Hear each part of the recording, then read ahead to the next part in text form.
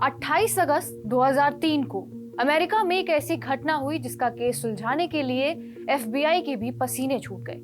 कहानी शुरू होती है अमेरिका के एरी, पेंसिल्वेनिया से। इसी दिन एक आदमी शहर के पीएनसी बैंक में जाता है और ये मांग करता है कि उसे $2,50,000 दे दिए जाए। शक्ल, शरीर और हुलिये के हिसाब से देखा जाए तो यह आदमी 40-50 साल के बीच का था और नाम था ब्रायन डगलस वेल्स। पेशे से वो पिज्जा डिलीवरी का काम करता था। शांति से वो बैंक में घुसता है और कैशियर को एक नोट देता है जिसमें ये लिखा होता है कि इतने पैसे उसे दे दिए जाएं। लेकिन आमतौर पर देखा जाता है कि बैंक लूटने के लिए लोग बंदूक की नोक पर बैंक लूटते हैं, लेकिन वेल्स के केस में कुछ अलग ही था। दरअसल बात ये थी कि वेल्स की गर्दन पर कुछ लिपटा हुआ था और क्योंकि उसने टी शर्ट पहनी हुई थी तो वो एक उभार की तरह टी शर्ट पर दिख रहा था। और उस नोट में भी उसने ये बात लिखी थी कि उसे पैसे दे दिए जाए, नहीं तो उसके गले में पड़ा बम फट जाएगा। उसके हाथ में एक केन गन जरूर थी और वो लॉलीपॉप खाते हुए काउंटर पर खड़ा हुआ था।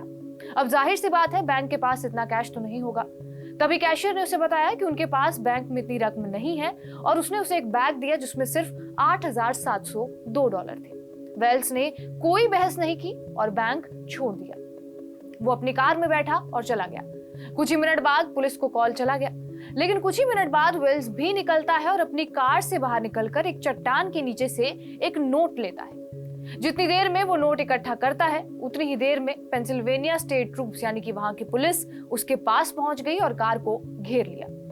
उन्होंने वेल्स को कार से उतारा, जमीन पर गिरा दिया और उसके हाथों को उसकी पीठ से हथकड़ी लगाकर बांध दिया। लेकिन पुलिस ने जैसा सोचा था ये उतना आसान नहीं था। कहानी में एक और ट्विस्ट आता है। वेल्स पुलिस को एक और कहानी बताना शुरू करता है।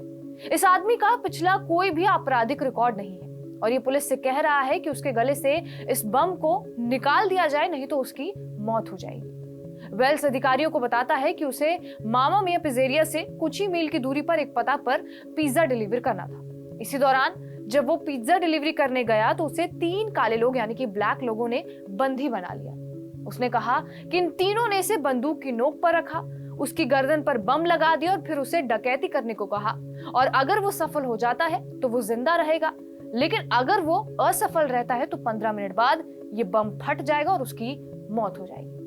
लेकिन इस आदमी के बारे में कुछ बातें बिल्कुल मेल नहीं खाती थी। इसके ये कहने के बावजूद कि बम किसी भी समय फट जाएगा, पुलिस ये फैसला नहीं कर पा रही थी कि वेल्स का बम असली है या फिर नकली, क्योंकि वेल्स पूरी तरह से नॉर्मल था।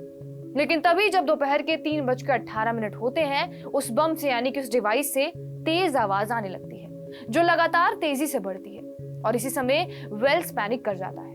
कुछ ही सेकंड बाद उस बम में विस्फोट हो गया जिससे वेल्स की मौत हो गई।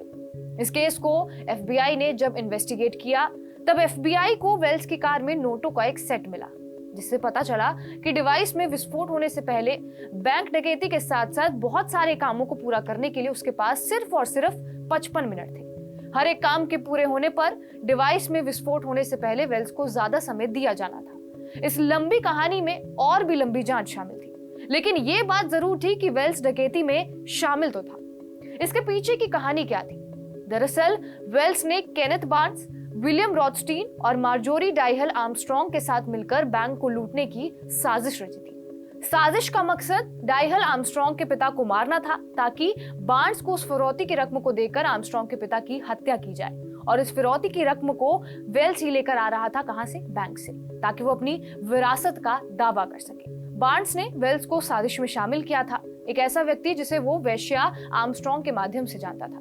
रॉथस्टीन भी इसमें शामिल था, लेकिन उसकी 2003 में ही प्राकृतिक कारणों से मृत्यु हो गई और इसलिए उन पर कभी आरोप नहीं लगाया गया। सितंबर 2008 में बार्न्स को एक बैंक लूटने की साजिश करने और अपराध की साजिश रचने और उसे अंजाम देने में मदद करने के लिए 45 साल की जेल की सजा सुनाई गई। इसके बाद आर्मस्ट्रॉन्ग को भी जेल की सजा सुनाई गई थी, लेकिन अप्रैल 2005 में उन्होंने एक सिपाही से कहा कि उसे वेल्स मामले के बारे में जानकारी है और एफबीआई एजेंटों से वो मिलना चाहती है। उनसे मिलने के बाद उसने कहा कि अगर उसे किसी दूसरे सुरक्षित जेल में ट्रांसफर कर दिया जाता है तो वो उन्हें सब कुछ बता देगी जो वो जानती है। उसने ये भी बताया कि वेल्स सीधे सीधे योजना में शामिल था, लेकिन उसे ये नहीं पता था कि बम असली था। इस पूरी घटना के ऊपर नेटफ्लिक्स पर एक सीरीज भी है जिसका नाम इविल जीनियस है। आप चाहें तो ये सीरीज भी देख सकते हैं।